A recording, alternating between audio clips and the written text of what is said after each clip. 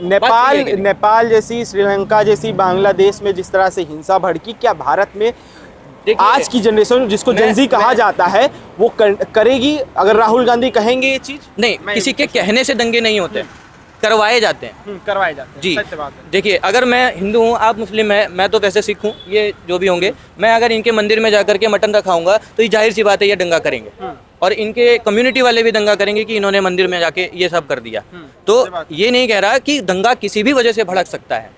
मैं अगर चाहूँ, वोट चोरी वाले पे जो कह रहे हैं राहुल गांधी कि अगर वोट चोरी वाला मुद्दा है, उन्होंने जो अभी लेके आए हाल फिलहाल में जो अभी लेटेस्ट प्रेस कॉन्फ्रेंस थी उसमें उन्होंने, राहुल गांधी ने कहा कि भाई ये वोट चोरी वाला है। अभी तो हमने बताया है कि कैसे एडिशन हो रहा था, अब हम दिखा रहे हैं कैसे डिलीशन हो रहा है उसमें। वोट चोरी वाली जो पूरी लिस्ट है उस पर कितना इत्तेफाक रखते, क्या लगता है वो कितना सत्य है उसमें और कितना झूठ? देखिए, वो सत्य और असत्य बताने का उनके पास कोई प्रूफ नहीं। मैं आपकी ओपिनियन जानना चाह रहा हूँ, आपके हिसाब से क्या? मेरा ओपिनियन ये है, जब तक मेरे को कोई प्रूफ नहीं दिखेगा तब तक मैं कैसे किसी कंक्लूजन पे पहुंचूंगा। पहला ओपिनियन मेरा ये है। और प्रूफ अगर देना है तो वो कौन देगा? जाहिर सी बात है, वोटिंग जो करवाता है, जो एजेंसीज हैं वो करके देंगी, और उनका जो डेटा है। राहुल गांधी ने जो प्रूफ दिया है उस बेसिस पे अगर मैं बात करूं तो उस पे आपकी क्या ओपिनियन? मुझे 50-50 लगता है, सही भी है और नहीं भी है। या तो वो उन्होंने मेहनत करी है, उन्होंने अपनी टीम्स बैठाई हैं, उनका पूरा डेटा जो मांगा है उन्होंने। इसी से बहुत अच्छा आपने बोला, टीम्स बैठाई हैं। तो अभी उसको लेके एक बड़ी विचित्र बात सामने आई थी राहुल गांधी वाली, मैं बता दे रहा हूँ उसको। खुरपेज करके एक ट्विटर अकाउंट है, उस पर आप जाके पढ़िएगा। तो राहुल गांधी की जो पीपीटी उन्होंने अपनी वेबसाइट पे अपलोड की थी वोट चोरी वाली, वो म्यांमार में बनी हुई है। अगर आप जीएमटी देखेंगे इंडिया का, वो 5:30 शो करता है, लेकिन उस वाली फाइल में 6:30 शो कर रहा है जीएमटी। वो किसी भी तरह से मतलब कि उसको चेंज नहीं किया जा सकता। आपको आंसर मैं दे रहा हूँ। अब मान लीजिए आपको कोई सीक्रेट ऑपरेशन करना है, तो आप ऐसी जगह क्यों करोगे जहाँ पे आपके 10 आदमी फैले हुए हैं? मैं ऐसी जगह क्यों करूँगा जहाँ आपके 50 आदमी फैले हुए हैं? मैं ऐसी जगह करूंगा न्यूट्रल जगह पे जहाँ पे कोई भी मुझे म्यांमार आपको न्यूट्रल जगह लगती है? अब ये मैं नहीं कह सकता कि वो म्यांमार बनाया गया है। आजकल एआई का जमाना है और बाकी सारे सॉफ्टवेयर्स हैं, कोई भी हैकर कुछ भी। आपका क्या नाम हुआ? सुधीर कुमार प्रजापति। सुधीर जी, क्या लग रहा है ये वोट चोरी वाला मुद्दा पे राहुल गांधी ने जो कहा कि अब जनरेशन जी जो जनजी है वो ही क्रांति लेके आएगी, क्या रखते हैं कि आप क्रांति लाने में राहुल गांधी जी की मदद करेंगे आगे जाके? देखिए, जनरेशन जी की मांग क्या है? जनरेशन जी की मांग है कि राष्ट्रपति का बेटा राष्ट्रपति नहीं बनेगा, मुख्यमंत्री के बेटा मुख्यमंत्री नहीं बनेगा, प्रधानमंत्री के बेटा प्रधानमंत्री नहीं बनेगा। जनरेशन जी की मांग ये है। जनरेशन जी की मांग ये नहीं है कि कोई किसी का घर जला दो, किसी का धार्मिक हमारा टैक्स बना हुआ किसी का संस्था वो जला दो। जनरेशन जी का प्रोस्टेट कहाँ से निकलता है? यूनिवर्सिटी से निकलता है। एक शिक्षा ही बता सकता है कि ये गलत है, ये सही है। क्रांतिकारी असली मायने में शिक्षा ही होता है। जनरेशन जी का क्रांतिकारी असली में शिक्षा ही होता है कि बेटा ये काम गलती हो रहा, तुम लोग उठो, तुम लोग ये काम सही हो रहा है, इस पर तुम लोग पक्ष विपक्ष दोनों कर लो।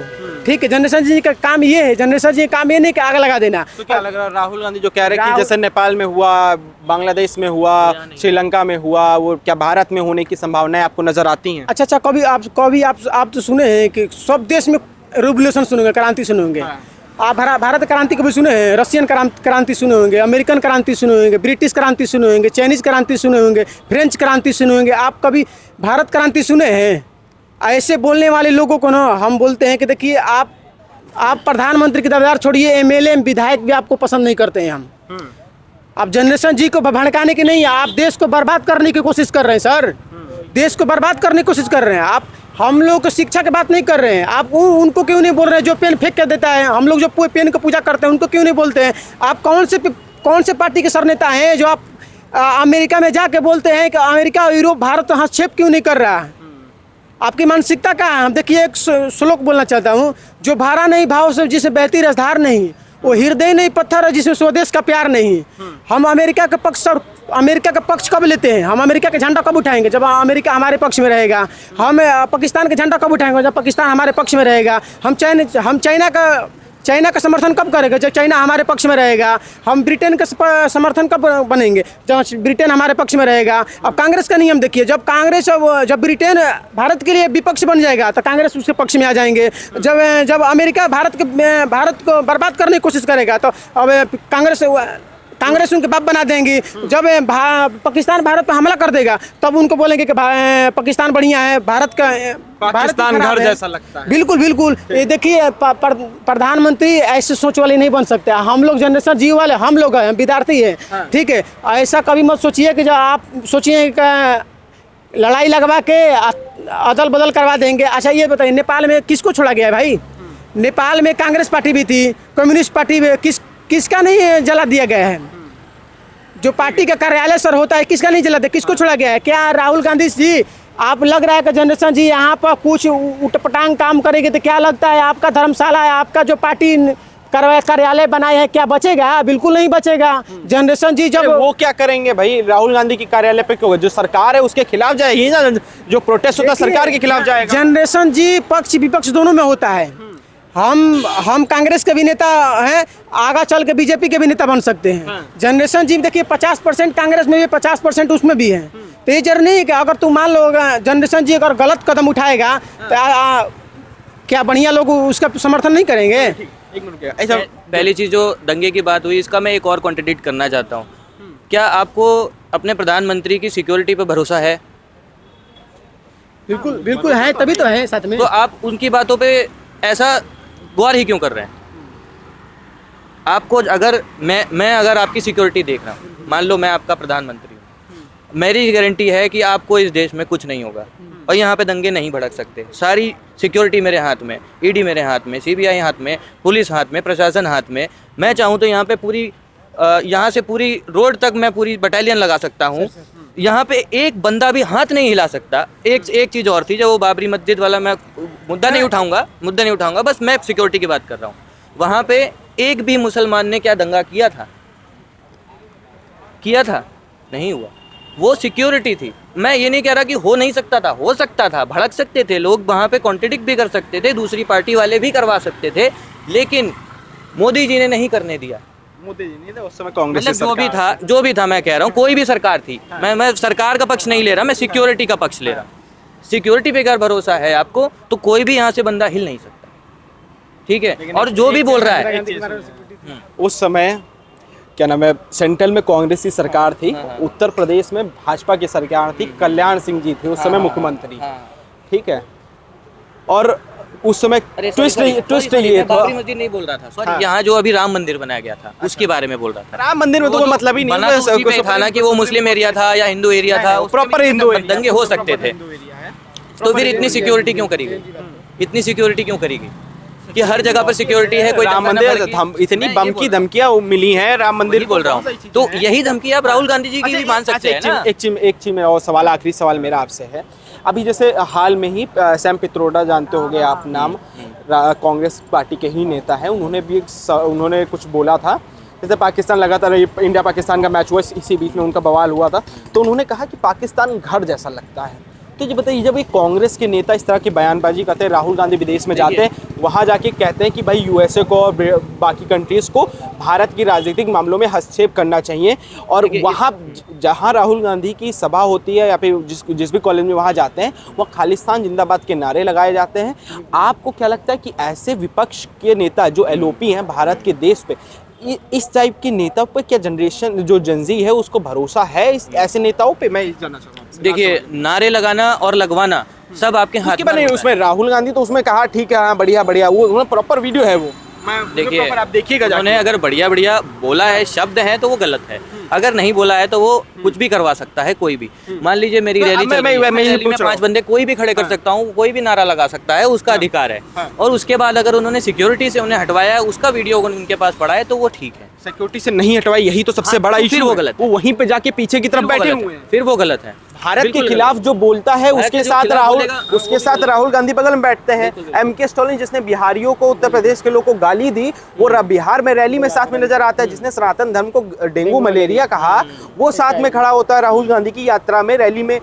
जिसने क्या नाम है हिंदुओं को लगातार गाली दी, जिस फादर ने जो साउथ पार्ट ऑफ इंडिया के हैं, वो राहुल गांधी की यात्रा में चलते हैं और कई ऐसी देश विरोधी गतिविधियों के साथ जो नेता रहे हैं उसके साथ राहुल गांधी बाहर विदेश जाके बैठते उठते हैं।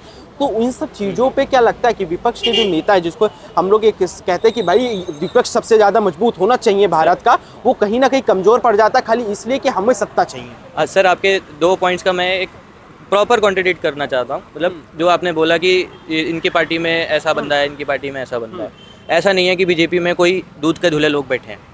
ठीक है, दूध के धुले, आप सिख समाज से आते हैं। हाँ हाँ हाँ। मैं सिखों का सबसे ज़्यादा सम्मान करता हूँ। इस देश में जितने धर्म है ना, सबसे ज़्यादा मैं सिखों का सम्मान करता हूँ। ठीक है, कोई भी सिख, ठीक है, भारत के खिलाफ नहीं जाएगा, बिल्कुल नहीं जाएंगे, अनटिल अनलेस वो खालिस्तान का समर्थक क्यों ना।